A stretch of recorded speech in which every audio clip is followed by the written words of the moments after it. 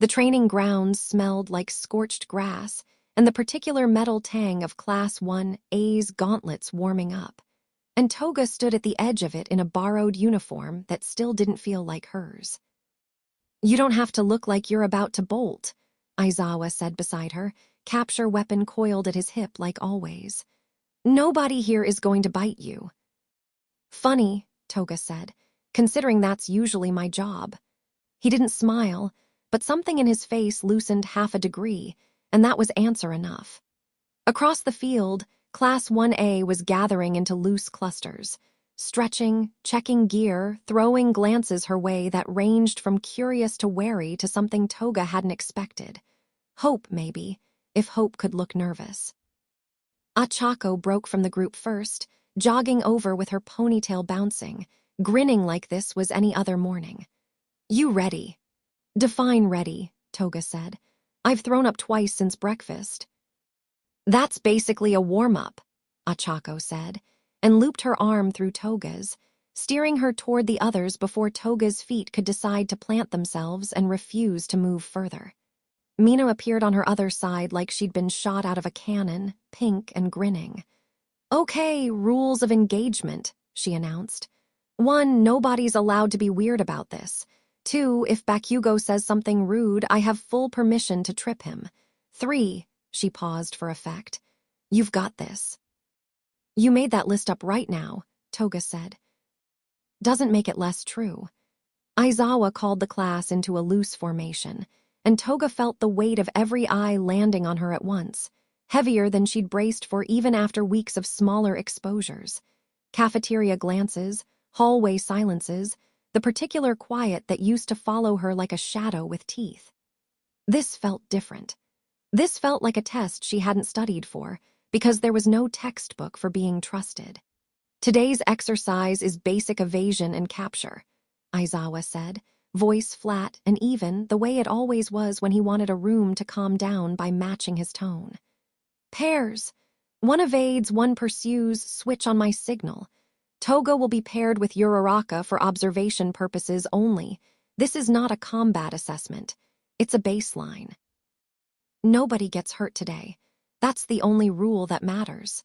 Toga nodded, throat dry, and Achako squeezed her arm once before letting go and jogging out to the marked perimeter of the field. Toga followed, aware of every footstep, of the way the grass crunched differently under borrowed shoes than it had under the boots she used to wear when running actually meant something.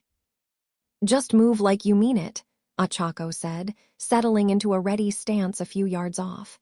"Pretend it's the rooftop. Pretend it's just us." "It's very much not just us," Toga muttered, glancing at the ring of classmates now watching with open curiosity, Kirishima already grinning, Tsuyu tilting her head in that considering way she had, Bakugo standing with his arms crossed like he was daring the exercise to be boring. Aizawa's whistle cut the air, sharp and final, and for one frozen second Toga forgot every instinct that had ever kept her alive. Then Achako moved, quick and light despite the tension in her shoulders, and something in Toga's body remembered itself. She dodged left, feinted right, felt the old rhythm click into place. Not the rhythm of running from something, but of playing at the edges of a game that had actual rules, actual boundaries, an actual whistle to end it. Achako's fingers grazed her sleeve and missed, and Toga laughed before she could stop herself, startled by the sound of her own delight. "Not bad," Achako called, grinning even as she stumbled to recover her footing.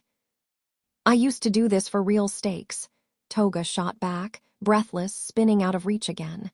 "This is basically a nap." "Tell that to your face 2 minutes ago," Mina yelled from the sideline, cupping her hands around her mouth. "You looked like you were about to pass out." "I contain multitudes," Toga said, and ducked under Achako's next lunge, laughing again, louder this time, the sound catching on something in her chest that used to be armor and was slowly, unevenly, becoming something softer. Aizawa's whistle blew again for the switch, and Toga became the pursuer, chasing Achako in loose, easy circles that had nothing to do with capture and everything to do with the strange, dizzy relief of being watched and not feared. She caught Achako's sleeve on the third try, and the whole field erupted. Not into alarm, but into a ragged, uneven cheer, Kirishima whooping loud enough to startle a bird out of the tree line, Tsuyu clapping with the flat of her hand against her palm in polite, genuine approval. Even Bakugo, arms still crossed, huffed something that might have been acknowledgement. Toga stood in the middle of the field with her chest heaving and Achako's sleeve still caught in her fingers, and for one unguarded moment she forgot to brace for the other shoe to drop. Nobody was flinching. Nobody was reaching for a weapon or a warning. They were just watching, some of them smiling, waiting to see what she'd do next like it mattered in the ordinary way, not the dangerous one. "Okay," Aizawa said, unbothered, checking something on his clipboard like the whole exercise hadn't just cracked something open in her. "That's baseline established. We'll build from here." Toga looked at Achako, who was grinning like this had been the easiest thing in the world, and then at the ring of classmates already breaking apart into easy chatter, already folding this morning into the ordinary texture of their lives. Build from here, she thought, and let herself believe, just for now, that there was something worth building toward.